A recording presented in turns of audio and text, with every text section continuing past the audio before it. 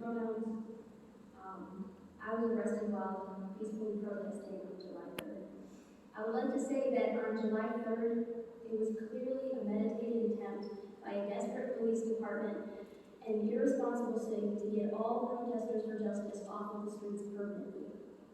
On the night of July 3rd, on the day of July 3rd, all of us who gathered to protest Jayland Walker's killing saw police wearing riot gear at 11 in the afternoon, standing in the Justice Center and staring at people through the windows before the protest even started. Police stood in the parking garages behind us in plain clothes and took pictures on their cell phones of individual people who had gathered for the protest. And drones and helicopters were flying overhead all day long, taking footage of the people as well. The police tear gassed protesters, reporters, and bystanders alike.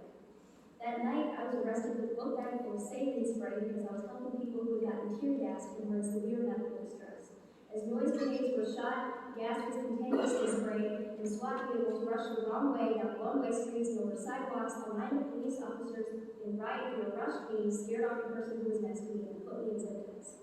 There were children arrested and put in adult holding cells next to me. I saw people who were severely injured while being arrested with fractured limbs and open wounds being ignored and in some cases mocked by sheriffs at the jail.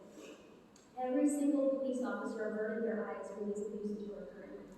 The conditions in Summit County Jail were barbaric. There were people who had been there for months without seeing a judge or an attorney. I wasn't let out at the same time as the other inmates, so the woman in the cell next to me talked to me through my cell door and told me that she had been there for 7 months without seeing a judge as she waited for her case to move forward. I was given no indication by any sheriff as to when or if I would be getting out. The only word I could get from any sheriff who would speak to me was that they've never had to arrest this many people before and they have no idea what's going to happen to us. My family tried to call into the jail several times to see where I was because they didn't know, and everyone who answered the phone several times they called lied and told me that I had never been there. The only time my family got word of where I finally was when they called medical, and then that's when they were finally told that I was held in jail. I sat there in the jail for 2.5 days with tear gas soaking in my contacts. I saw female arrestees who had their period, had their clothes taken, and had to sit in period blood. People who desperately needed medication or medical attention were ignored. In the corner of the cell I was held in, right next to the door, there was a note written in pencil in the corner of the wall that said, "Fear is a choice," and that means that the person who was held in that cell before me was scared that she was there. After spending days in Summit, Stark, and Portage County Jail, several protest arrestees were loaded into vans and dropped off at gas stations in the middle of the night on July 5th and 6th. Even the people who have already been released from jail are still tracked and terrified. They feel like they're being surveyed and stalked because they are. 5 people have been hit with surprise felony rioting warrants because they were identified on surveillance footage as being present at a protest weeks before. There was a time last month where for 4 days in a row, Akron police located and arrested people who had been participating in protest organizing. So for 4 days in a row, I had to stay up late staring at my phone, waiting to see a frantic message from one of my friends saying that their kids are in the car and somebody needs to come pick them up because the police are picking them up and putting them in jail.